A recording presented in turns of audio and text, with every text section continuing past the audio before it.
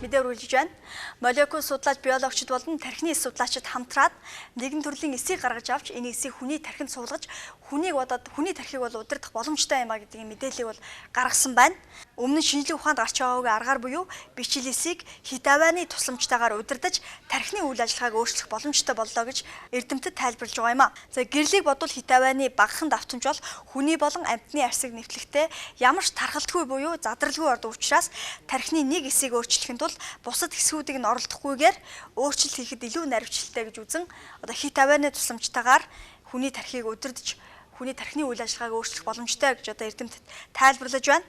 За тухайн амьтны эсвэл хүний тархины нэг эсийг удирдахдаа эсийн генийг тухайн амьтны ДНК-д суулгаж за цаашид тархины нэг хэсгийг бол удирдах боломжтой боллоо гэж ингэж үзэж байна. За одоогийн байдлаар энэ тархи удирдах гэж нэрлэгдэж байгаа шинэ аргыг зөвхөн шимэгчүүд дээр бол туршиж үзсэн байна.